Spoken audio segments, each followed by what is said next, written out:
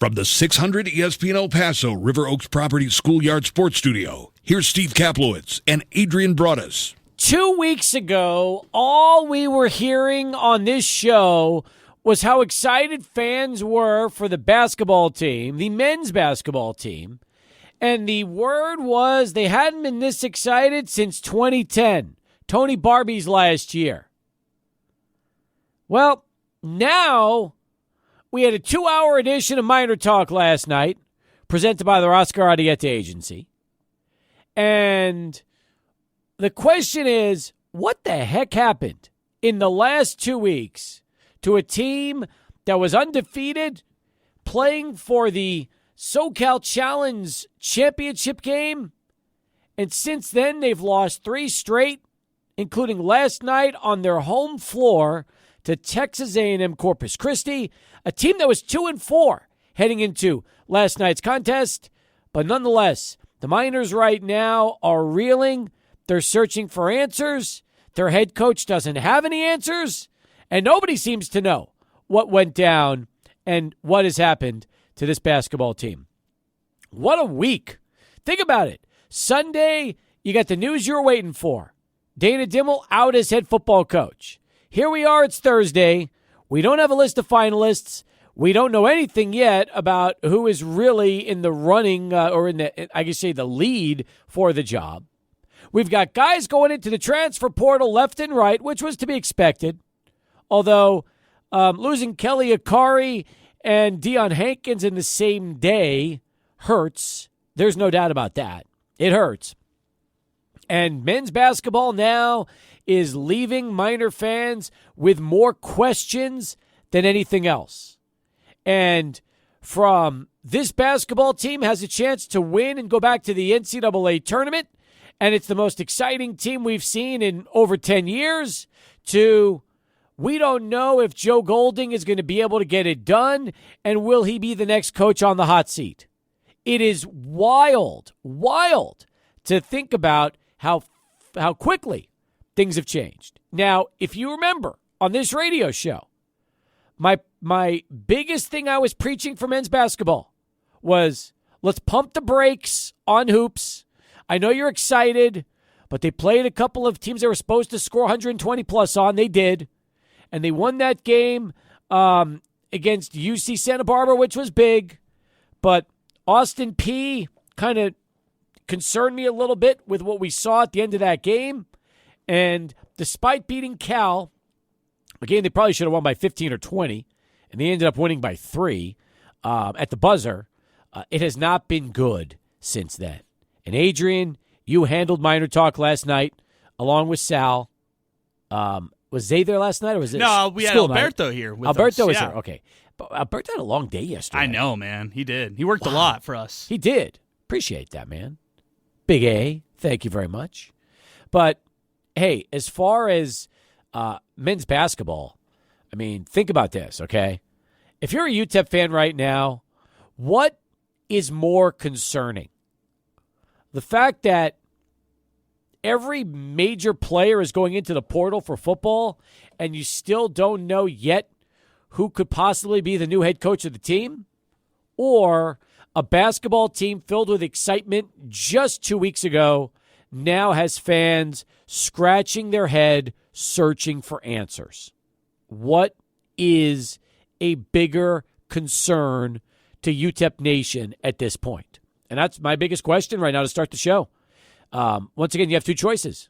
The football program, where you're losing players to the portal and you really don't have any idea who's going to be the next head coach, or the men's basketball team and how all of a sudden that team has done a 180 in the last couple of weeks. In your mind, what's bigger? What's a bigger concern right now as far as UTEP goes? In my opinion, it's not even close. It's the football hire. They need to hire somebody now, Steve. I mean, it seems like the alley-oop is up. They just got to dunk it.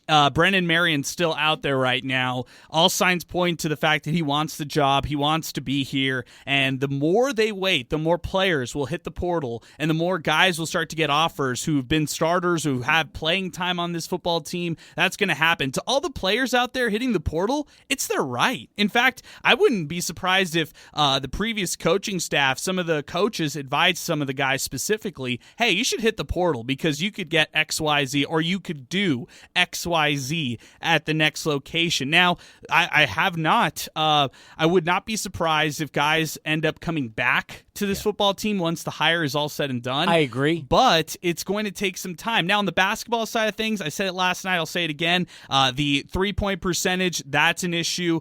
You look at the turnovers since the Austin Peay game, it seems like there is a kind of pattern that's going on right now. 14 against Austin Peay, 13 turnovers against Cal, 19 against Bradley, 14 against Loyola Marymount, and then 21 against Corpus Christi. The reason why fans got excited against UC Santa Barbara when the Miners hosted them on that CBS Sports Network game was they played great. They did. And I think what you've seen so far is the highs of the high and the lows of the low. And with Bradley, that second half of Bradley, they threw the kitchen sink out there, and they looked like really competitive in that loss. But two back-to-back bad games for this basketball team, the Loyola Marymount game and the inexcusable loss yesterday. You called them 1-4 going into this one. They didn't really win any. I mean, those early season wins, those 2 wins that they had, Southwestern Adventist, Dallas Christian, not Division I schools, so they were really 0-4 going into last night's game. Last night ends up being their first Division I win. My biggest concern is the coaches have no answer. They don't know what to do right now. Are you listening to Joe Golding after the game? You know, he said he's not going to be able to sleep for a couple of days. He's trying to figure it out. Like, they don't know. That's the hardest part, is that when you feel like you lose a game but it could be corrected, that's okay. But when you've got a coach that's searching for answers like everybody else and not knowing really what to do, that's a concern. My thing is maybe there was some misevaluations on the fact that they could roll with 10 to 12 deep. They might need to trim that rotation to 7 to 8 guys, and they might have to find out who that 7 to 8 guys really is, and that might be difficult for this group. Yesterday you saw a lot of different rotations, a lot of rotations we haven't seen all season long, in fact, and the most prominent rotation featured Corey Camper at the 1. He was handling the ball. Tay Hardy was at the 2, along with Zid Powell, both of them kind of playing the hybrid 2. Otis Frazier moved to the 4, and then Calvin Solomon manned the center role at the 5. So they went smaller on a lot of stretches last night, yet it felt like they were getting plays blown past them on defense, and then offensively could not hit an outside shot to save their lives, and the final possession was awful. I mean, the turnover on the final possession when you got to draw that up. Off a timeout. And the previous defensive play when the guy grabs 3 straight offensive rebounds and then puts it back up to go up 3 points instead of just 2 points there at that situation. 1 on 3. There was one guy grabbing rebound after in front of 3 Miners. It just makes you wonder what's going on. You got to want it bad. You got to want it. I don't get it. I don't get it. All right, we're searching for answers. That's what it's all about here in the first hour of the show. In fact, we were going to bring Foss on today to talk Cowboys Seahawks. We'll do that tomorrow instead. We'll get a recap from Foss with the Cowboys coming up tonight, the women coming up tonight, UTEP basketball, their 9-1-5 game against Colorado State. That's happening tonight. We also have Ben Wallace. He's going to be stopping by with Lane Frank during our 5 o'clock hour. Excited about them being together. Ben talking about the is it the NIVC? I think that's what it's called. That's exactly right. Okay. And Lane, our weekly chat. Let's get to the phones. Let's start it off. I mean, we got one line open, 505-6009. We also have X, formerly known as Twitter, open for you as well, at 600 ESPN El Paso. That is at 600 ESPN El Paso. We'll read those as well on the program today.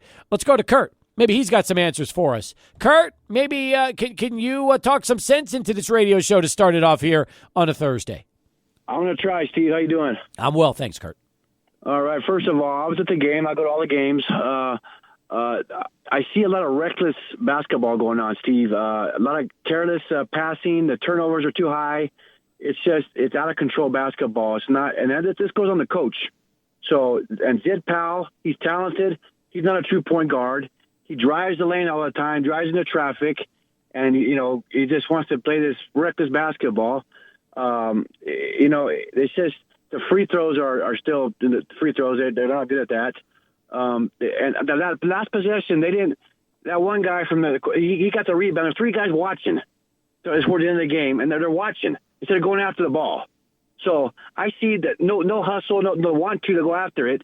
So this is just there's no fire on them, and this goes to Golding. Well, Kurt, how did it change? How did it change? Because when the season started, okay, what were we saying? Passing the ball all over the place, making shot after shot. They were having fun. They were just looking different. They had lots of energy. They had lots of confidence. They had some swagger. They had some attitude. How did all of that change in the last 3 games as quickly as it did? That's a good question, Steve. That California trip did a number on them, I mean, they played well in most of those 2 games, except for LMU. But they come back here and they lay an egg against this Corpus Christi team. That's a good question because there's no reason for that kind of play last night. No reason at all. I agree with you. I agree. Kurt, appreciate the call. Good start. Let me go to Orly. He's next. He'll join us here as Sports Talk continues.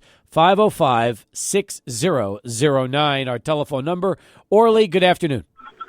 A couple things. First of all, they're not playing the 2 schools they played early in the season. A little better competition. Santa Barbara didn't have their leading scorer. That's true. When they came down. And so you look at the scheduling. And, yeah, you got a little cocky. You're scoring 123 against nobodies. You just made a comment about Austin Peay. Corpus Christi. They hadn't played anybody either. Well, neither had I. Neither had UTEP at the beginning. I think it all came back to bite them. They got a little cocky. Let's see what happens. I got a quick question, though. I wanted to get off that stuff. I'm hoping we get a coach here pretty quick. Okay. But I wanted the Conference USA. Now, if SMU beats Tulane, which could happen, and Liberty beats New Mexico State, does that put Liberty in one of the big bowls? They'd have the highest rank. They would be the highest ranked. I believe that's the way the rules work. The school with the highest ranking would get a chance to play in the New Year's 6. So the key is cheer for Liberty and cheer for SMU. What's good for Conference USA? Interesting, but that is probably the way to go. That's because you want to cheer for the conference. I mean, New Mexico State's had a great season, though. I am so shocked that they want to go to the New Mexico Bowl. They deserve a better bowl than that. Why would you settle for a New Mexico Bowl when you got a 10-3 record? You deserve to play at a better bowl. Well, I'll tell you right now. New Mexico Bowl to me is a secondary bowl. Oh yeah, there's no doubt. But I mean, you also know that there probably would be 10,000 fans coming up from Las Cruces to Albuquerque to go watch the New Mexico Bowl. You understand that, but don't you think the kids deserve a nicer trip? They've been to Albuquerque to play New Mexico. You deserve a better bowl. I think they deserve a chance at a nicer bowl. Go to the Armed Forces Bowl, somewhere nice, to get away to see, have a nice celebration. Or you get picked up at the airport, you don't bus in. So that's all I'm saying. They deserve better. So let's look at this for a second, okay? Let's look at this. Number one, they've got 4 guaranteed bowl tie-ins, okay? The 4 they have are the New Orleans Bowl against the Sun Belt, the New Mexico Bowl against the Mountain West, the Bahamas Bowl against the MAC, and the Lockheed Martin Armed Forces Bowl versus the American Athletic Conference. Well, I guess the Armed Forces Bowl would probably be the one that would be the most fun because then you can go up to Dallas and go watch that game. Absolutely. I think that's the better bowl. But that's my opinion. I think they deserve a better choice. Yeah. Another thing real quick. What about the 49ers being 3.5-point favorites? Crazy, isn't it? It's crazy. I mean, I understand Philadelphia has not played well. They should have lost the last 3 games, but they're finding ways to win. Do I think the 49ers can go in there? Sure I do. I think they're built to go on the road. But this is the game of the year. This is the true first test for both teams, I think. So, I don't know if I would say that the Buffalo game was not a test for the Philadelphia Eagles, especially as great as that game was. So you said it's the first test. I mean, you got to understand, the Eagles in the last 2 weeks, last 3 weeks, they beat the Cowboys by 5, they beat the Chiefs on the road by 4, and they beat the Bills by 3. I feel like the Eagles have been tested each of the last 3 weeks. No, I meant the 49ers. This is the true test for them. Yeah, for them, yes. This is a true first test. So find out what happens on Sunday. That's a good. You know what? I understand. That's a good point. By the way, that is a good point. I mean, they've played the Seahawks, they played the Cowboys, they played the Bengals, and they've played the. Let's see who else that's worth a crap. Well, the Jaguars are going to probably win the AFC South. Yeah, right? Jaguars. That's right. I mean, those are good games. Yeah. But look, in the next couple weeks, you've got Eagles, Seahawks again. Cardinals are a gimme. The Ravens will be a good game. Yeah. I mean, and then the Commanders on the road and the Rams at home are a joke. So really, oh, sorry about that. Sorry, I didn't mean to. Low blow. It's true, though. Yeah. It's true, though. Hey, truth hurts sometimes. All right, guys. You have a good weekend. Appreciate the call. You too. All right. How'd you like that Rams flag I gave you yesterday? Oh, man, that's tough. Yeah, I love it. I actually hung it in my office. It's there. Nice. Yes, I love it. Not too big for the office, huh? Oh, it is big. It's gonna be a little in your face, but it's okay. Right, good. Well, thank 915 Sports and Novelties. Thank you.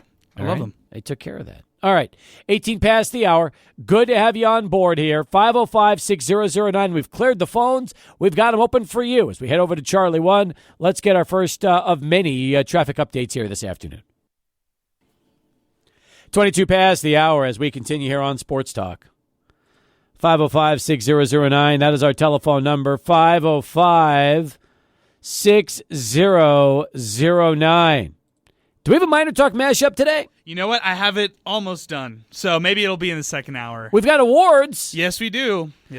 We've got our hot hand of the game, and we also have our Timothy Cantrell player of the game. Why don't we start with that from last night? Let's begin first. Hot hand of the game, and every game, is from Wind Supply El Paso. Renee Tidez and company, and Champion Heating and Cooling. In fact, the weather is starting right now to cool off in a big way. You wake up in the morning, 30s and 40-degree temperatures. At night, you need something to keep you nice and toasty, which would be a great heater from Champion Heating and Cooling and Wind Supply El Paso. In fact, if you want to find your nearest dealer, just go to the Find a Dealer tab at windsupplyelpaso.com. Who is our hot hand of the game? Okay, I'm crediting Sal Montes for this one. Kevin Kalu was the hot hand of the game. Steve, I'll be honest with you. His first half wasn't that impressed. Second half, he came onto the scene really nicely. He kind of shrugged off what happened in the first half, which was missing a free throw like we've seen in the past before, but he made 6 points in the second half and helped charge the Miners back when they really had nothing. 8 points, 4 for 4 for shooting. He only played 17 minutes though, which is they kind of needed a big man down low who's gonna grab rebounds and help them out defensively, and he didn't play down the stretch. 5 rebounds for him, also 2 steals for Kevin Kalu. He gets the hot hand of the game. We've been harsh on him, but he was +6 in terms of efficiency, was UTEP's second leading most efficient player in plus-minus yesterday. Good. We needed that. So that's good. Happy to hear it. Let's do player of the game, and that's brought to you by Timothy Cantrell, who is selling the dream, one property at a time. In fact, Timothy is your trusted real estate agent with over 20 years of experience. He's got it all: knowledge, dedication, resources. And if you want to get in touch with Timothy, you can. Call him today, 915-204-8441, 204-8441 for Timothy Cantrell. Who is our player of the game? It's going to Otis Frazier. 16 points, 3 of 7 shooting, but he got everything from the free throw line. 9 for 14, which isn't the greatest percentage right there, but they needed some points, and he got boards for them as well. 5 rebounds, and he had a steal in 29 minutes of action. Otis Frazier III, instead of celebrating, instead of talking about anything being the leading scorer in the post-game interview, he talked about how this team needs to get better, talked about how he needs to provide veteran leadership. And so for that, Otis Frazier III gets the first ever Player of the Game award, at least that we've given to him here on this show. So he gets the award. Good answers. I like that. Good stuff from last night. Checking the app at 600 ESPN El Paso or mobile app, Stretch 915 gets in. Really, Steve? You're going to bash? The Rams haven't been on in a couple of months, and this is what I return to. Sorry, Stretch. I didn't realize Stretch 915 is a Rams fan. Is that your alter ego, Maybe. or is that really somebody else that calls himself Stretch 915? You know, I need a burner so I could start tweeting a lot of Rams stuff. In fact, they're 5-6 right now. They win this weekend against the Browns. They're 6-6 suddenly and back in the wild card race. Hey, Stretch, let me tell you this, okay? I might bash the Rams, but they're a lot better than my New York Jets. 4-7. I started laughing when I heard the news that Aaron Rodgers has returned to practice this week. Yeah, a little too late there. Number 8. A little too late. The Jets are probably out of any potential postseason dreams, and I don't even know why Aaron's even coming back now. It makes no sense. So as tough as it's been for the Rams, could be worse. Could be a Jets fan like me, Stretch. So, yeah, I'm sorry, Steve. Don't apologize. No reason to apologize for a team that stinks. I mean, you know, they should blame themselves for that. That's all they have. These other messages came in. Robert El Paso. Hello. Well, hi, Robert. Thanks for getting in. I appreciate that. I always like it when people on the app start off with a nice hello. That is good. It really is. So, Robert, thank you for that. Cordial. He is very cordial. Hello. Hello, Robert. So if Golding has another season like last year, will he be on the hot seat? All right, Robert, here's the problem with that, okay? We didn't even know if the Miners could afford a buyout of their head football coach, right? Well, Joe's got 2 more years after this year. We know for sure there is absolutely no way they can afford that buyout under any circumstances. So, is he on the hot seat? I don't know. I mean, I don't think they can't afford to buy. They're not going to buy out Joe anytime soon. So, it's weird. But here's what I will say about Joe Golding, okay? If they don't win and they have a disappointing season, let's just say this season spirals out of control like last year, okay? Attendance is going to suck. And I got news for you. If Joe Golding doesn't figure out a way to win here, not only is the UTEP basketball program in trouble, but Joe Golding as a coach will be in trouble. I mean, don't expect Joe to be getting any more head coaching jobs if he can't win at UTEP. So I feel like, for Joe, like most coaches in the past here at UTEP, they all have aspirations of one day coaching in a high major for college basketball. And the only way you're going to ever be a head coach for a high major is to win at UTEP. Just see Billy Gillispie, Doc Sadler, and Tony Barbie. Rodney Terry did it the hard way. He left with years on the table to become an assistant coach. And as luck would have it, the man he was working for got into a scandal, and suddenly Rodney became the head coach, parlayed it into a tournament run, and now cashed in like he won the lottery. All right? That never happens. Let's be honest. What Rodney Terry did is a 1 in a million situation. So we got to look more about Billy Gillispie, Doc Sadler, and Tony Barbie. Point is, they all parlayed the UTEP job into a bigger job because they won here. So if you're Tony Barbie and you have any interest whatsoever in ever wanting to be a head coach in a high major program, you have to win at UTEP. There is no other alternatives. And trust me when I tell you, Adrian, despite the fact that he might have spent over a decade at Abilene Christian, I'm sure Joe, like a lot of us, has dreams of, coaching in the big time. So yes, I would think that for him, there is no other way to do it. So I don't expect Joe to be cashing checks and doing nothing these next couple of seasons. I feel like he will do whatever it takes to try to turn this program around so the Miners can win, and eventually he could punch his ticket out of here if that's what he wants to do. So interesting to note, in the spring, it'll be the 10th year that he's coached or been a head coach, right? So this is year 3 at UTEP. He was 20-14 his first season with a lot of Rodney Terry's recruits. Last year, a losing season, 14-18 overall. This year, he felt like it was his most talented bunch. He felt like he had a lot of depth, and he might still have that depth. But it's up to the coaching staff to develop a game plan that's going to work moving forward. Look, I don't put any stock into the Monday game against Western New Mexico. Really don't put a lot of stock in the Oregon game on the road next week, with the exception that I actually want them to fight and want them to show some life in that game. I put all the stock in that Sunday Sunday, December 17th road trip to Abilene Christian. Yep. And I don't want to say that one right there makes me concerned and makes me hit the panic button on this coaching staff. But I think if they lose that one, or if they struggle in that one and have a bad outing, then you're going to have some question marks on things moving forward, because that's a program that UTEP needs to be better than. That's the bottom line. I don't care what kind of program they have. UTEP should have a high standard to always be better than Abilene Christian at home or away. I would say the same thing about beating Texas A&M Corpus Christi on your home court. Right. And the truth is, if they play like they did last night against anybody, they're not going to win. So they better figure it out soon. Otherwise, it's going to get tougher and tougher and tougher, because you're going to start to lose the players as the losing streak continues. Yeah, and I mean, we thought of this backcourt to be one of the more talented backcourts in Conference USA, but if they can't mesh, and I'm talking about Tay Hardy, Zid Powell, and if you want to throw Corey Camper and David Terrell in that conversation too, sure. But if you want to talk about the depth that they have at the backcourt and call them the best backcourt in Conference USA, I feel like they're far away from that right now, and they need to get back on the right track to do it consistently, night in and night out. We've seen the upside and what it could be, but let's see it night in, night out. That's true. 32 past, 505-6009, our telephone number. Let's get right back to Adrian and this Sports Center update. Follow-up message, and reminded me that they installed my bed when we ordered the bed a few years back from our friends at Copenhagen Furniture. So thank you, Stretch, for that reminder. I do remember you and your brother, and I should have remembered that was you using the Stretch 915 handle on our mobile app. So I do remember that. We had a lot of fun. We talked a lot of sports, and I just sometimes don't always put two and two together as quickly as I should. But I do appreciate that, Stretch. Stretch, one of these days you and Adrian need to have a Rams talk, because the two of you are big Rams fans. There you go. You guys would have a great time together.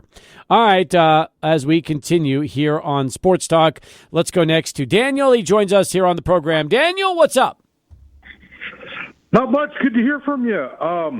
Who are we getting for the Sun Bowl? From the Pac-10, or the Pac-12, or the Pac-2, I should call it, the Pac-2, it's going to be either USC or Oregon State, according to everything we just heard from Bernie on Tuesday. And as far as the ACC goes, most likely one of the following four teams: Miami, Duke, Georgia Tech, or Virginia Tech. I'd like to see Oregon State and Duke. Maybe you will. That could be. You know, it's funny. That is the matchup that you might get, because, believe it or not, they both lost their head coaches. In fact, Oregon lost like half their staff. It was crazy what happened to them. But, the players are still there. So you very well, and they have a nice young nucleus, you might very well get your wish and see Oregon State and Duke here on the 29th. It's been a long time since Oregon State's been here. Less than 10 years, but it has been a little while. So, yeah, I'm trying to remember the last time Oregon State was in the Sun Bowl. Adrian, let's see if we can pull that. Yeah, up. I'll get that for you. So, but I'm with you on that. That would be fun. I'm with you. Especially since every time USC comes here, we always get the articles about how they don't want to be here. And, yeah. 2008. Okay, so, 15 years. 3-0, the riveting game. The classic 3-0 game from 2008. All right. So, yeah, you know what? 15 years is long enough. It would be good to get a little Beaver fever over here in El Paso. I like that. Appreciate the phone call, Daniel. Thanks for getting in today. All right. 505-6009, our telephone number here on Sports Talk. Did you like that game, the 3-0 game? I was there. Me too. I was 10 years old. Really? Yeah, 11, 12, 10, 11. Yeah. Man. I remember it. Yeah. I do too. I just was watching the game, wondering if anybody would ever score. That was my biggest takeaway for that particular Sun Bowl. Yeah, it was so much fun. It was like back and forth punting, a lot of defense. And the funny thing about it is just 2 years before that, Oregon State came here, put up a lot of points, and that one, it was just a 3-0 game between them and Pitt. True enough. More line ringing in. We've got 2 lines open right now, 37 past the hour. 505-6009. That is our telephone number as we continue here on the show. Coming up, we will have, to begin our 5 o'clock hour, Lee Sterling from ParamountSports.com, who, by the way, lived up to his word. He did do a live pie eating contest video from the Macy's Thanksgiving parade, where I was a little surprised by the results. I really was. I thought for sure that when it was all said and done, the Huckleberry Pie would end up winning. But Adrian, the cherry pie, stole the Lee Sterling Thanksgiving pie eating contest. Yeah, hopefully no one put a lot of money on the other one, which, what did he say, a minus 120 favorite, minus 130 favorite? What did he say, something like that? Yeah, I think it was like minus 130. Yeah, exactly. And hopefully no one put any money on that one right there. I know. We had Rob on the line, but we lost him. So, Rob, give us a call back. We'd love to hear from you. 38 now past the hour. Come back with more in a moment. We'll have a busy 5 o'clock hour, and then we'll get you right up till kickoff for the Cowboys in Seattle. Coming up right here, 600 ESPN El Paso. I feel like the coaching right now, Adrian, is just trying to throw anything they can at like a board and see what sticks. I feel like that's where they're at these last two games. Our callers on Minor Talk continue to point out that there is no true point guard, and I hear where they're coming from on that. But I say in college basketball nowadays, there are not a lot of teams who have a true point guard. Maybe UTEP does need a true point guard in the way that they're trying to run things in their program. However, I still am not out on Zid Powell being on ball. I'm not out on Corey Camper being on ball. They just need to do it more consistently. That's the bottom line. Ronnie said, he was like, Tay Hardy can't be Batman. He's got to be Robin when it's all said and done. And they have to have another guy step up, whether it's Powell or he called it Powell. You could also throw Calvin Solomon in that same conversation as well. Point is, he was saying that Hardy still needs to be Robin. I don't know if that's true either. I think that Powell is the guy for them, in my opinion, best skill guy, but they also need Hardy to make shots. You didn't mention David Terrell. He plays 11 minutes last night. Joe Golding loves him, talks him up, talks about his defense is ahead of his offense. Well, guess what? He was 3 for 3 from the floor yesterday in his 11 minutes of play. So it wasn't like he was 0 for 3. He took 3 shots, made them. So, if David Terrell was supposed to be brought in here as the freshman point guard to help really run the team, why all of a sudden is he not even in the conversation these last couple games? Yeah, and you could have the same conversation about Elijah Jones. He's averaged over 10 minutes a game every single game and had just 3 minutes yesterday. You're right. All right, let's go to the phones. We got lines ringing in all over the place, and we'll begin with David, who joins us. Hi, David. How are you? Hey, what's going on, Cappy? Talk to me, David. Quick, as far as that Oregon State game goes, or if they were to come, they're going to come without DJ, their quarterback. So I don't know how good that the game would be with them in here. Yeah, DJ, that's true. Has he already gone into the portal? Yeah, he already got in today. All right, that's tough. That is tough. So additionally, okay, so let's talk about UTEP. I'm not too high on Golding. I'm gonna say it right now. I'm not too high. I know it's early in the season. Why is he using 12 players when offensively you cannot get into rhythm if you're playing 3-4 minutes, 5 minutes here, 2 minutes? I mean, he needs to shorten up his roster or his lineup, and let these guys start playing well. Like last night, for example, at the end of the game, they had a 6'7" center. Why didn't he have Kalu there at the end of the game to get that critical rebound at the end when the offense got like 3 rebounds for Corpus Christi? We had a 6'7" guy playing center. I mean, that's high school size right there. He's in over his head. I think he's thinking too much. The play he called yesterday took way too long to execute. They didn't have enough time. And I don't think it's just like a helter-skelter type of team, just everybody running with their chicken. They look like their heads are cut off and just running everywhere. And he needs to shorten up his offense, his lineup, and then work on his offense. David, 2 weeks ago, this was the best team on the floor that UTEP's had since 2010. What's happened since then? What's happened is that he's using too many guys, Kepi. He cannot have – his players are not getting into rhythm. And additionally, they don't have a go-to guy. If you don't have outside shooting, you have to have a slasher. They don't have a slasher. Okay, so we need a post player. They don't have a post player. So it's just a bad combination. He can't figure it out. I think a lot of teams, he was catching them kind of early. He was putting a lot of pressure. And I just don't know. It looks like it's he's got to get this worked out, Cap, because if not, he's going to be in another tough season for UTEP basketball. Appreciate you, David. Thanks for the phone call.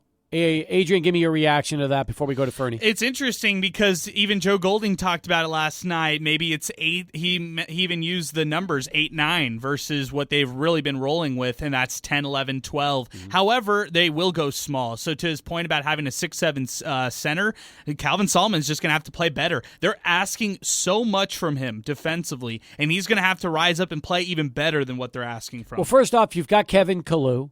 You have also Hamilton. You've got big bodies. It's not like they don't have big bodies. They do. Yeah, and Hamilton got a DNP last night. Yeah. So he didn't play. And then Dos Anjos hardly played either. So you got guys last night like Garrett Levesque playing a couple minutes, Sebastian Cole playing 9 minutes last night, both walk-ons right there. Not knocking that rotation right there, but I think they're trying to figure stuff out and trying to see what those guys have. Exactly. And they're getting stuff from those guys at practice. It's just not translating to the game. Okay. Let's go back to the phones. We'll say hello to Fernie. He's next up as Sports Talk continues. 505-6009. Hey, Fernie, what's up? Hey, what's up, guys? Man, that was disgusting yesterday, man. That was just like watching last year. It was hard to watch. It was just everything that occurred in that game was just, everything that happened last year. It was like deja vu. Yeah, I mean, that's, again, you're right. It is like deja vu. You lose to an inferior team. You have a subpar effort on the floor. And you've got, right now, a team that, again, to me, the biggest takeaway, they've lost their confidence and they lost their swagger. And they lost it over like a 2-game period. Hey, Steve, and that's the way they looked, too, around the court. They just looked, they weren't up-tempo. They were just looking exactly what you're describing. Yeah, it's again, it's hard, Fernie, because this team just had look, I watched the video of that locker room celebration on the buzzer beater from Tay Hardy when they beat Cal, and the entire team looked like they were ready to just celebrate and just take the next step. And if you think about it, look what happened since then. They play Bradley tough. They never give up, but they lose. They lay a huge egg on the road to Loyola Marymount a few days later, and then they come back home last night, and they just continue where they left off on Saturday, except it was on their home floor to Texas A&M Corpus Christi. That's the problem right now. The team just is, they lost any kind of confidence that they had through the first 5-6 games of the season. Hey, on another note, so we're going to lose Hankins, but look, if he can go to a better school to get a master's degree, more power to him. He's given us a lot of years, and I don't blame the kid. But wait a minute, did Akari also jump into the portal? Yeah, Kelly Akari went in today too. They lost them both on the same day. That's probably going to hurt the most. I agree with you. Fernie, I agree, and I appreciate the call. Look, Akari was the 1,000-yard receiver. Deion Hankins was the battering ram the last few years. But, Adrian, something that a lot of our listeners might not know but they need to understand, okay? And that is, if Deion Hankins gets offers from Power Fives with significant money for him and his family, that can absolutely be something that he is in desperate need of to make sure that he's able to help provide for the family right now. Yeah, and just capitalize on it. Your name, image, likeness. He's done a great job of all his NIL stuff here at UTEP. He's one of the few guys who does capitalize on NIL stuff left and right. I would think that losing Deion is the bigger loss, though, between the two, knowing that he's the touchdown back. He's almost like a pillar that you could build on if you have a new coaching staff here and having guys, him kind of pave the way for everybody else and be a leader for everybody else. So I would think Deion is the tougher loss between him and Kelly. 1 hour in the books. When we come back, Lee Sterling, Lane Frank, and also Ben Wallace. Busy 5 o'clock hour, so stay with us. Sports Talk continues. 600 ESPN El Paso. The Piano Man, Billy Joel. I saw him at Madison Square Garden, June of 2022. Took a trip with the family to New York specifically to see Billy, one of my favorites since I was a kid. I think the first record I ever bought was The Stranger in like 1979, I think. 52nd Street had just come out, but I always liked The Stranger. I wanted it. So I picked that one up. That was my first ever record purchase. It's like 6. And finally got a chance. I've seen Billy and Elton John together. Saw them on the Face-to-Face tour in 94, but Adrian, going to see him and taking my wife and son to Madison Square Garden and sitting on the floor about 35 rows from the stage, that was phenomenal. That sounds like a bucket list type of concert. It was, for sure. That's exactly what I called it. Exactly what I called it. Well, our next guest saw Billy Joel while he was in New York, but a little bit of a different story to talk about. He is Lee Sterling from ParamountSports.com for our weekly chat. Lee, welcome back to the show. How are you? I'm great. I mean, one of the greatest weeks of my life. I mean, it started, so I saw the finals. I actually saw both games on Monday. I saw Louisville, Indiana, which wasn't bad, and then Texas against UConn. UConn is insane. They are. I mean, their athleticism, their size. Now I see why Miami, as soon as when they played them, a bunch of those kids from Miami, they got into the lane, you got a couple 7-footers, and you're like, uh-oh, think I'm in trouble. And they shoot lights out. I mean, Texas is good, but it was a different level. And then Wednesday, I take my wife to Billy Joel, and it was great. I mean, it was just was he a top 10 favorite? No, but probably top 20, 25 for me. And there you go. Something I had to see, especially before he ends up retiring. But we're leaving, and we walked maybe 2 blocks to catch an Uber. We're leaving as the last song is ending to beat the crowd. And we walked a couple blocks, and then we had to wait. Our Uber driver couldn't really find us. He was on the wrong side. And then we go a block after we get in, and who pulls up next to us? And I sent you the picture. Billy Joel with his window down. And if you look closely, if you open up the picture, he's got a cigar. He's getting ready to smoke a cigar. And my wife had a conversation with him for about a minute and a half. It just made it. You know what I love about that, by the way? That means the minute the show is over, he gets into a car to get the heck out of Madison Square Garden. But he has his windows down. Yeah. I mean, his bodyguard had the window down. He had the window down, as you can see, and it wasn't like he was in a Rolls Royce or anything special. It was in like a Suburban or something. And then the next day, the parade is 53, 54 degrees, not a cloud in the sky. We do the pie judging contest. It was great. You've been to the parade then, obviously, right? Parade, no. I left one day as they were blowing up the floats the night before and had a chance to see everything on the street the night. We actually flew out the morning of Thanksgiving, but when we walked around, basically Times Square and Midtown, we saw all the floats still wrapped up, but blown up, ready to go for the next day. Okay, so what was interesting was I expected it to be like 15, 20 people deep. Both sides, 35 or 40. It was insane. It had rained about 36 hours until about 7 or 8 o'clock the night before. It was just so beautiful, so amazing. And then Friday, I go to see my Dolphins destroy the Jets and see all those miserable fans. I mean, they're not in your face at all. Not like Philadelphia. Who else is bad? What else would you say is bad? I'm trying to think of. Philly is bad. They probably the worst, but dominated there. We take the train back, and you get out of the station. We came out of the right exit. All we did was literally turn about 10 yards and went right straight into the Garden. Got to see that game. The ending wasn't great. The Heat was up by 18 going into 10 minutes to go in the game and blew it. But just the excitement and the energy in that building in MSG for a Knicks game was incredible. And then the next day we go to Brooklyn to see the Heat. They didn't play anyone. The game wasn't great. But if you're young, if you're under 40 years old, you would love Brooklyn. I mean, Jay-Z is part owner. The dancing they have going on. The music is great. My kids loved it.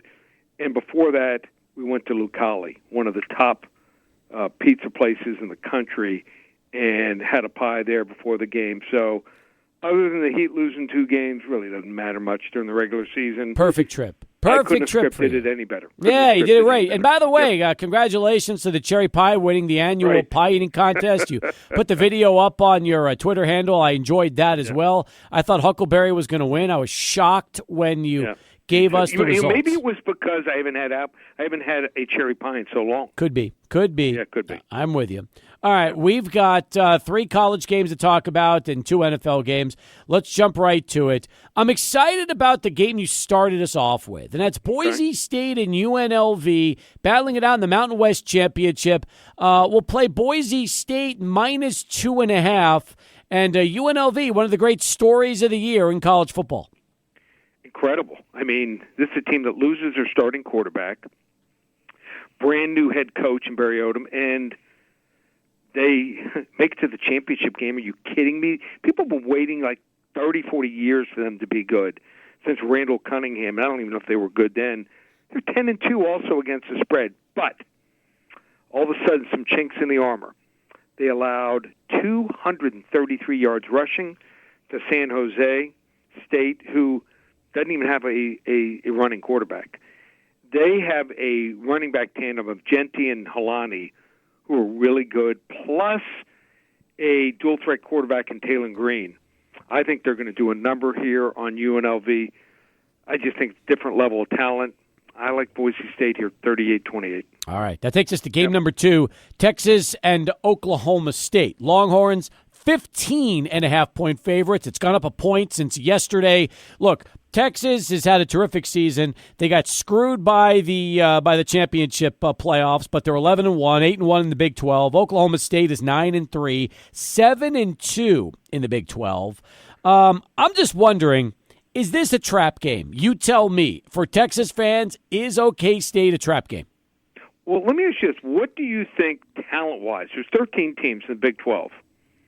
Talent-wise, where would you put this Oklahoma State team? Ooh, now that's a good question, because I thought you were going to ask me about Texas, and if that was the case, I would have said I'm not talking about how good they are. One.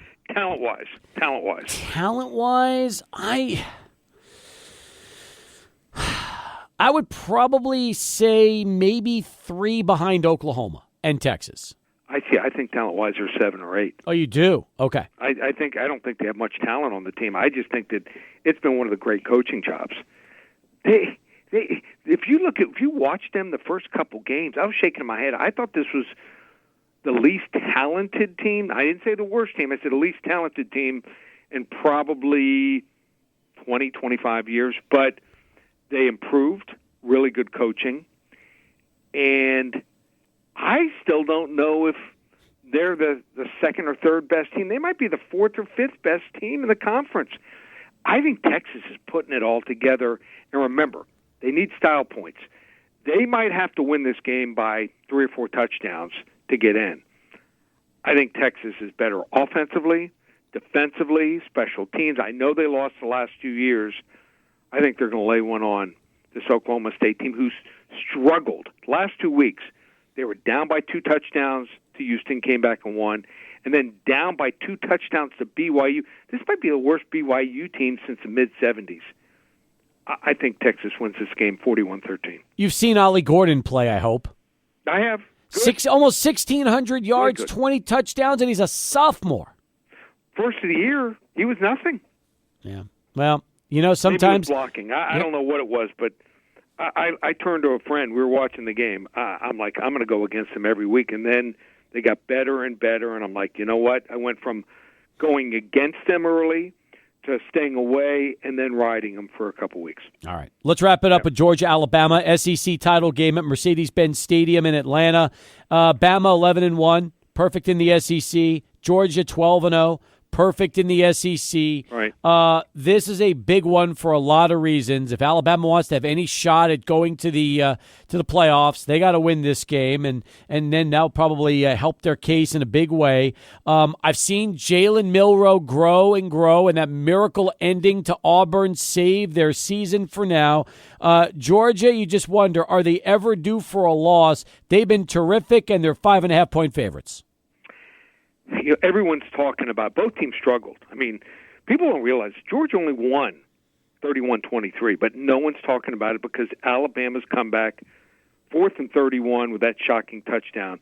Now, Mario Cristobal, the coaching bonehead play of maybe not just the year, the decade, not taking the knee, but Auburn rushing 2 guys with a spy has to be number 2. Do you agree? Yes, absolutely. Okay. We're on the same page. So I just think that Georgia's under the radar. I think they're due for a bad game. And Bama's beat them, believe it or not, even though Georgia's won 29 straight. Bama's won 7 of the last 8 in the series here. I think both offensive and defensive lines are kind of a push. But I think Jalen Milroe's, not just his escapability, his ability to buy time and to extend plays, I think is a big factor because this Georgia defense gave up 4.9 yards per carry the last 2 weeks to Tennessee and Georgia Tech, while Bama's averaging almost 6 yards per carry here. Also, in the red zone, Alabama's offense ranked number 19. Georgia just number 67. I think the motivation is huge also. I like Bama outright, 27-23. All right, that takes us to the NFL. Let's start with Houston hosting the Broncos. They're both 6-5. Texans are 4-2 at home. Denver's 2-2 on the road. It's at NRG Stadium in Houston. The Texans are 3.5-point favorites over the Broncos. Denver looks like a much different team over the last 4 or 5 weeks. They've really put it together. And meanwhile, Houston trying to pick up the pieces following that 24-21 loss to Jacksonville at home last week. I never thought we were going to be talking about these two teams this late in the season, especially the way the season started. But incredible what Denver's done. I mean, they were 1-5. They got 70 points scored on them. They gave up over 700 yards in that game. I think Sean Payton's the coach of the year right now. What he's done with Russell Wilson, 20 touchdowns, just 4 interceptions. I thought he was a bottom 3, bottom 4 quarterback in the NFL last year. Thought he was done. And the defense, from nowhere, they've caused 15 turnovers the last 4 games. That's the best stretch in 34 years. They're plus 13 in takeaway giveaways over the last 5 games. The Broncos also ran the ball on the Cleveland Browns, a team that's given up the fewest yards per game. They gained 169 yards last week. I asked a good friend of mine who's a Houston fan. I said, okay, tell me, we're in the gym, tell me what the positives about Houston. He goes, C.J. Stroud. I said, I agree, 100%. Mm-hmm. Who else? Said Nico Collins. Boom. Yep. Who else? In a blank stare. That was it. They still have a lot of weaknesses here. I like Denver outright 26-20. All right. That takes us to the final game this week, and it's the game everybody's talking about, 49ers and Eagles. Eagles are 10-1, 5-0 at home. Niners are 8-3, 4-2 on the road. San Fran's look good as of late, but are they looking good enough to be a 3-point favorite at Philly? Eagles are 10-1, Lee. They beat Buffalo in a classic last week, and yet here they are, 3-point underdogs at home. How about this? 10-1, last 4 games. They've been outstatted. They've had yardage differentials of minus 127, minus 98, minus 114, and minus 98. And also, in all 4 games, some very favorable calls by the officials. They've got some problems on the back end. They are number 15 in scoring. I know they're number 1 in run defense, but they just can't make up for their linebackers, which are not great in space, tackling and covering. And they're number 16 in yards per play allowed. This is the game. I talked to some people I know in San Francisco's organization. This is their circle game. They, all off-season, have trained for this. Kyle Shanahan, one of the best play callers. When they lost Brock Purdy in that game, they got smashed 31-7. They also lost Josh Johnson, who wasn't any good. They had to play Christian McCaffrey in the second half at quarterback. They want this game. They are going to get their revenge here. Philadelphia is going to get exposed. I like San Francisco big. Remember this, when Brock Purdy has had Trent Williams at left tackle and Deebo Samuel at receiver, have not lost a game this year. San Francisco, 34-17. Take us to ParamountSports.com. 10 of 14. That's 10 of 14. You've been winning. You just got that 40-unit play you hit on last week. And meanwhile, December starts tomorrow, which means Double Down December will be underway for everybody. Yep, they want to get involved. 10 out of 14 winning weeks in college. We've only had 2 losing Sundays in the NFL. No one can match that record. Last year, when we had Double Down December, the promotion that starts today and goes through December 31st, it was $497, and it includes the championship week in college football. I think there's like 34, 35 games, or maybe even 36 through December 31st. You get all those games plus 5 weeks of the NFL, not $497 or $397 like it was last year, $297. Lowest price ever. Get it for $297. We have a big play on tonight's game, Dallas and Seattle. Just one place, ParamountSports.com. Terrific stuff as always. All right, Lee, enjoy the conversation. We'll do it again with you next week. You too. See ya.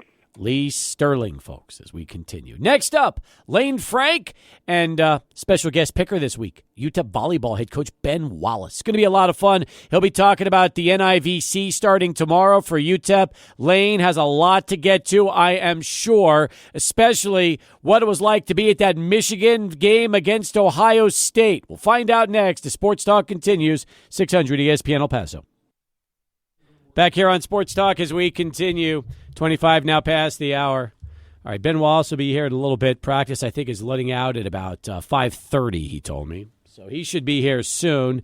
In the meantime, we also have from Schoolyard Sports, the one and only Lane Frank. He's back with us for another go-around. Welcome back. And, man, oh, man, coming back from that Michigan, Ohio State, you've told me this was like the greatest trip of your entire life. Are we going to really say that? Man, it was really just the greatest day of my entire life. Greatest day of your life? Greatest day of my life. Better than your bar mitzvah?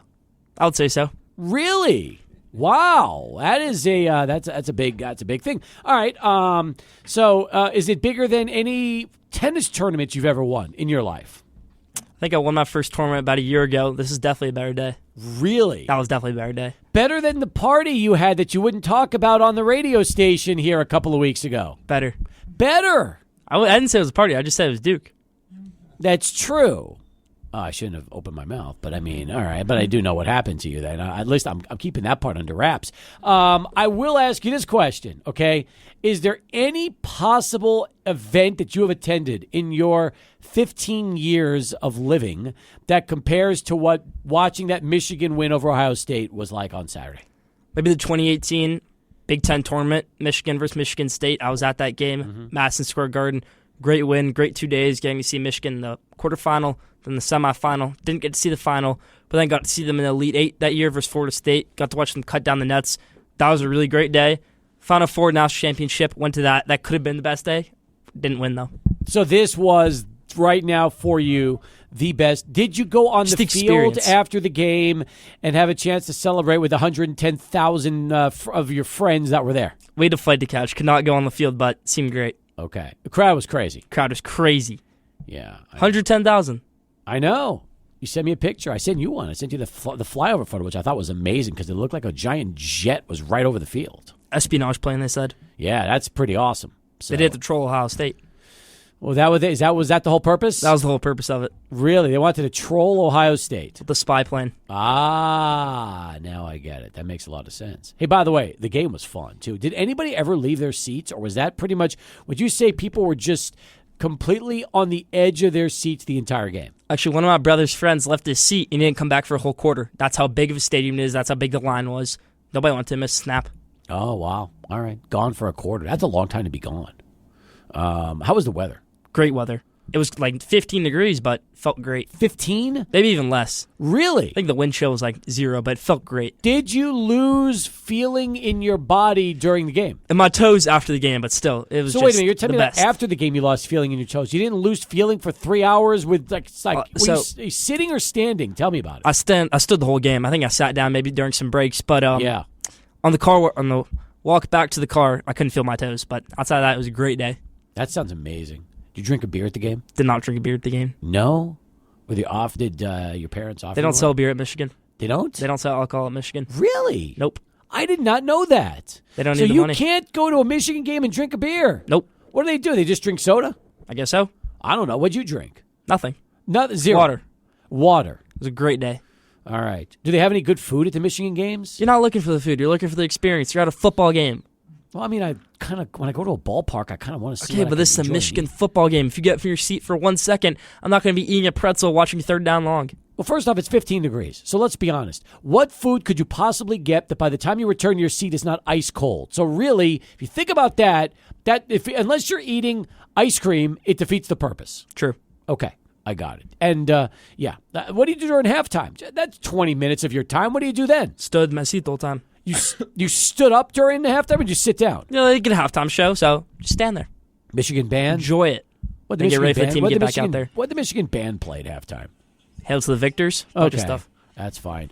Meanwhile, now that the game ended, okay, let me ask you about this. Now that the Michigan game is over, and they, and they got the they got the dub.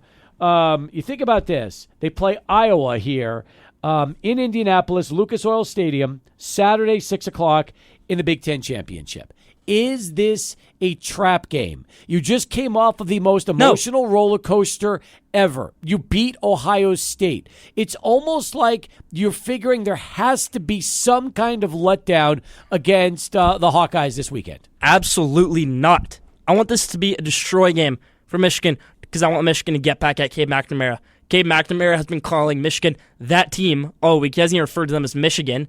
Michigan quarterback Cade McNamara for a few years. Played at Michigan, transferred to Iowa, did some great stuff at Michigan. Now he likes to bash Michigan, J.J. McCarthy. He said, some things are going on with J.J. Reason he didn't make captain this year. Some things going on over there that I won't go into detail about. Outside of that, this is a really terrible Iowa team. Yes, they're 10-2. They have an outstanding defense that's going to get exposed by Michigan. And this offense doesn't know what a forward pass is. So, Cade's out. He got hurt. He's done. Right? It's Deacon Hill. Yeah, it's Deacon Hill, a quarterback. He's even worse. Why would a guy that's injured talk trash? He's not even able to play. That's probably because that's the type of person he is, and he's not going to play, which makes no sense. So why? So he's been talking trash all year, or just this past week? Really, all year, but especially this past week. I don't respect Cade McNamara anymore. I love what he did. 2021, beat Ohio State, saved the Michigan football program. Outside of that, I have nothing for Cade McNamara. J.J. McCarthy, flat out better. The only loss for Iowa this season, Penn State beat them 31-0, and then they lost against Minnesota 12-10. The loss to Minnesota was a surprise. Definitely surprise, definitely controversial. There was about a minute left in the game, and they ran a punt back for a touchdown, and they called it a fair catch, but really he was just blocking out the sun. So that was a big controversy right there. They've been in a lot of tight games, not a lot of blowouts so far this year. The Big Ten West is horrible. That's what the Big Ten West is going to get rid of. It's terrible.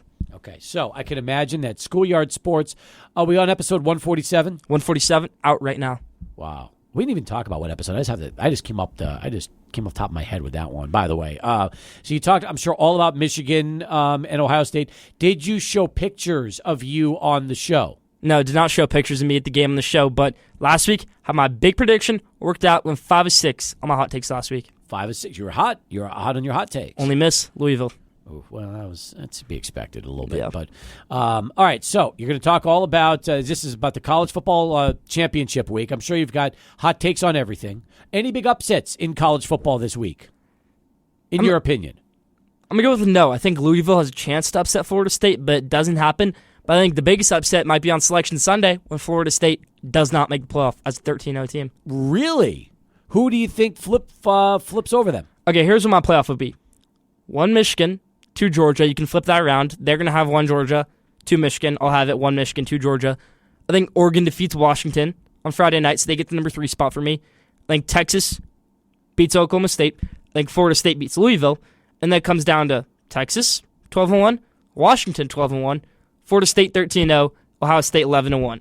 Before I give you my pick right here, there's never been a 12-1 team left out of the playoff. There's going to be 2, potentially this year, Texas and Washington, if that happens. I've never seen a 13-0 team left out of the playoff, and I've only seen it once where an 11-1 team was left out of the playoff. So it's an unprecedented year. It is. I think Texas gets that number 4 spot. But they got hosed this week. How do you think they make so much ground up? That's the CFP. For my rankings, I think they deserve the number 4 spot over Florida State. You cannot tell me that Florida State team is better than Texas without Jordan Travis at quarterback. Can't tell me they're better than Ohio State. Can't tell me they're better than Alabama. Can't tell me they're better than Oregon or Washington. Next question. What if Alabama beats Georgia this week? Then Alabama's in and Georgia's in. No.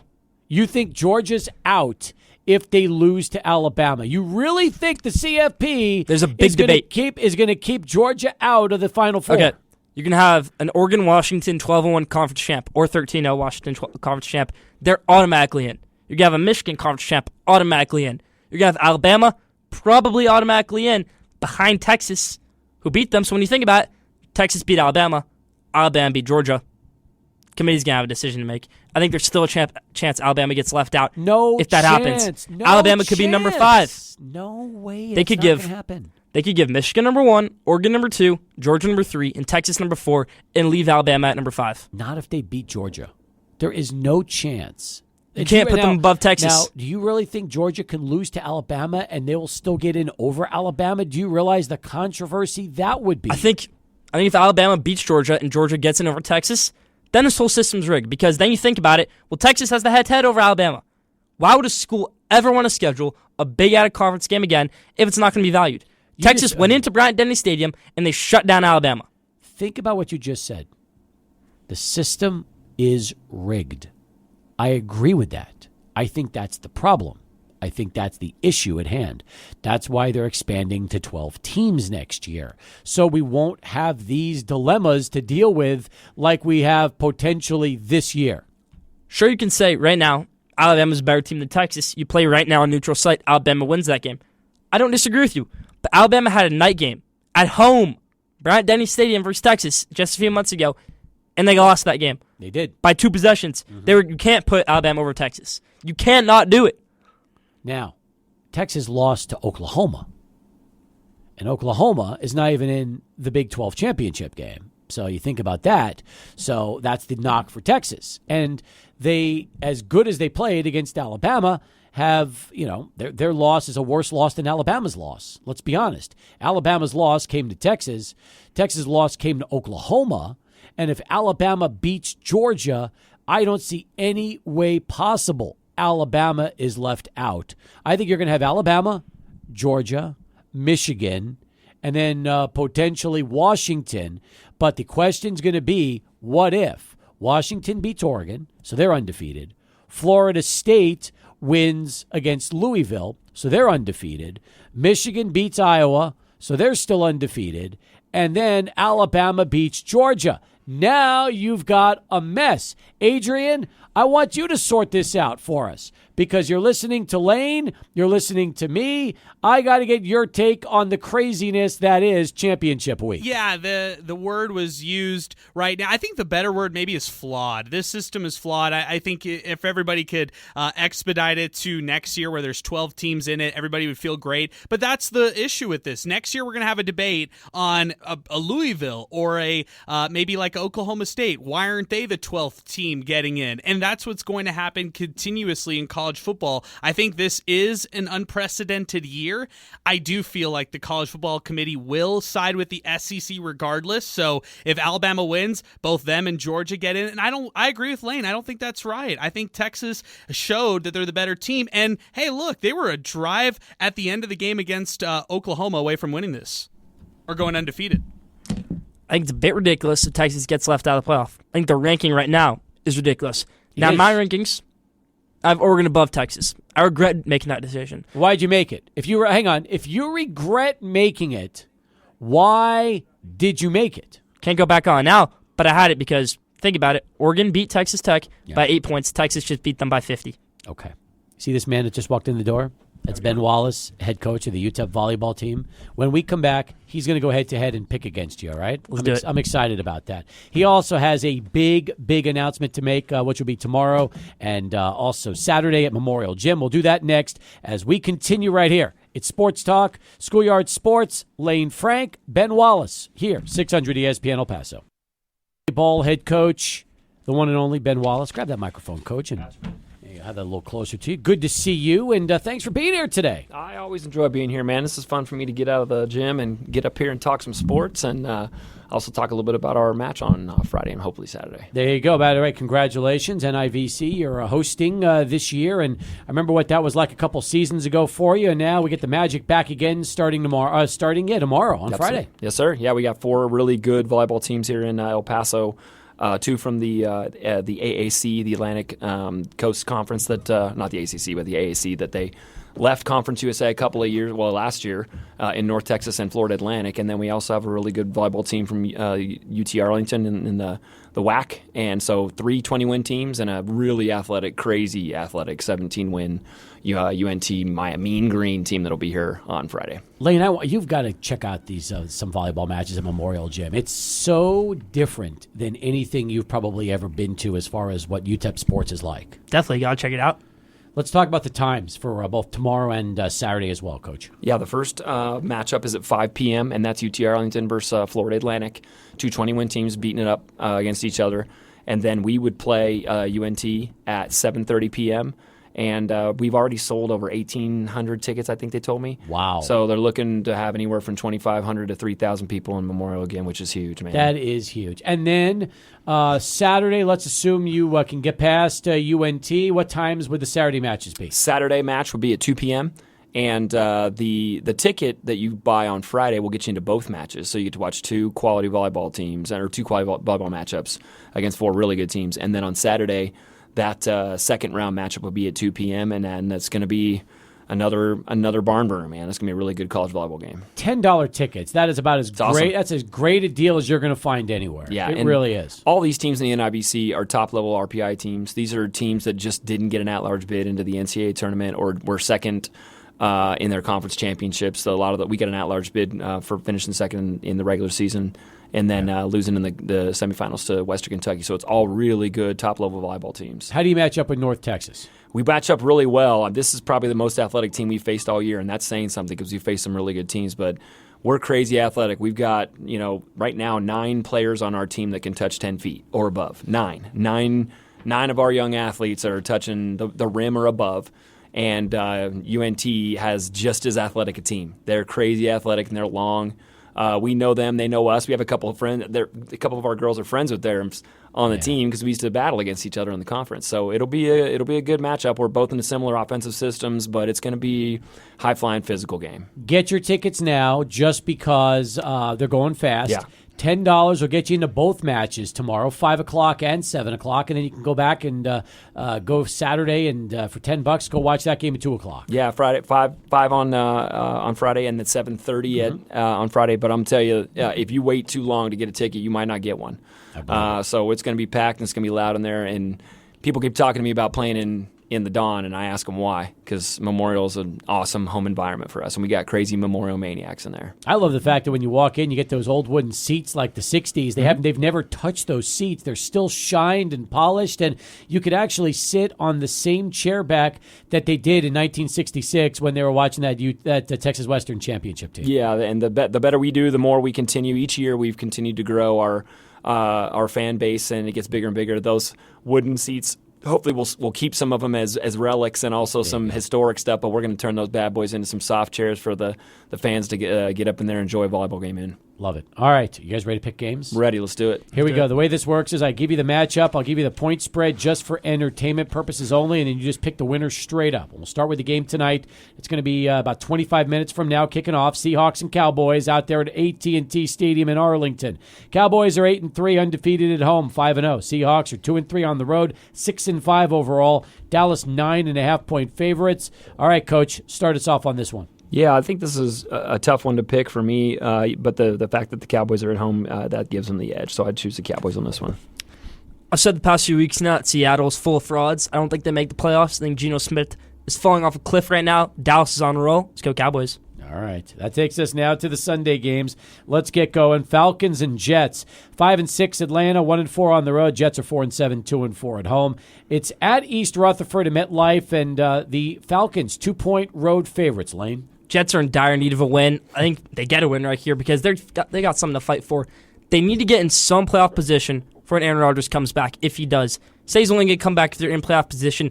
They need that. I think Robert Saleh better not start Tim Boyle in this one. He looked terrible last week. I think Zach Wilson gives you the best chance to win, no matter how much you hate him. Jets over the Falcons. Coach? Yeah, I want to pick the Jets here because you're right. They really need to win to give themselves any chance to get Aaron Rodgers back on the field. But unfortunately, Boyle's starting this game. I'm sure of it. And I'm going to pick the Falcons here. All right. That takes us to the next one. Colts and Titans out there at Nashville and Nissan Stadium. The Titans are 4-7, but they're 4-1 at home.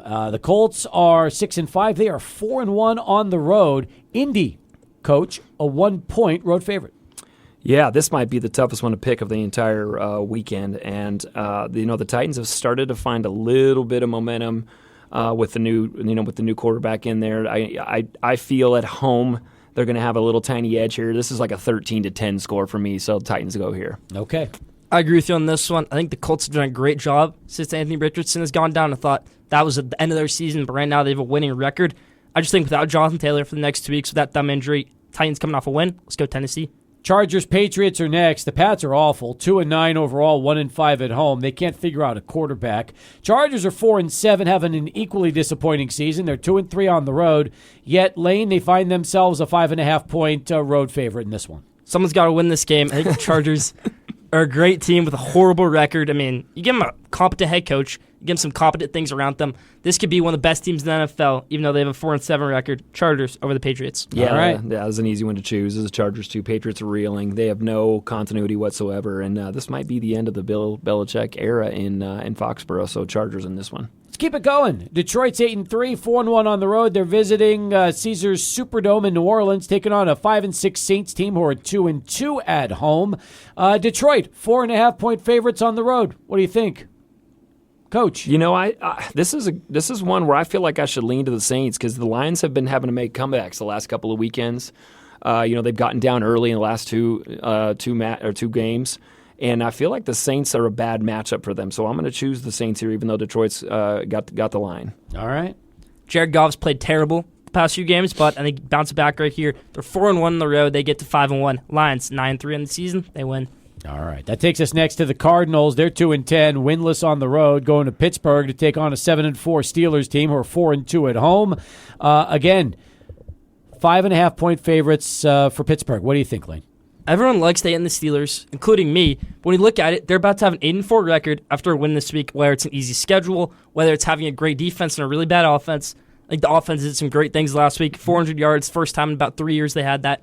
Steelers over the Cardinals. All right. Yeah, easy pick here. Steelers found a little bit of continuity offensively last week, and they're feeling better at home. And this is one of those games where you look at it, and the Cardinals just don't have much of a chance here against the Steelers. I'm going to give you a layup, Ben. That's the Commanders at home taking on the 8-3 Dolphins. The Commanders are 4-8 overall, 1-4 at FedEx Field in Landover. As you would expect, Miami 9.5-point road favorites. Yeah, I think this one will be closer than it seems based on how badly the Commanders are kind of dismantling their team, but they have a quality defense even though they've kind of shopped everybody away. So Dolphins win this, but it'll be closer than anybody thinks.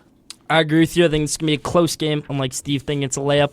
Let's go with the Dolphins over the Commanders. Commanders, they've done some good things. 2 games against the Eagles, both were shootouts.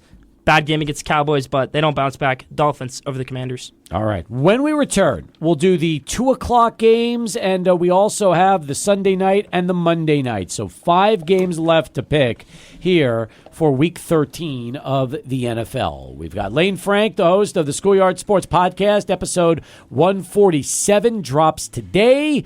Meanwhile, Ben Wallace, head coach of the UTEP volleyball team, they are back in action tomorrow night and hopefully on Saturday. 7:30 tomorrow, taking on North Texas, the second half of the doubleheader for the NIVC out at Memorial Gym. And as you heard, 1,800 tickets have been sold.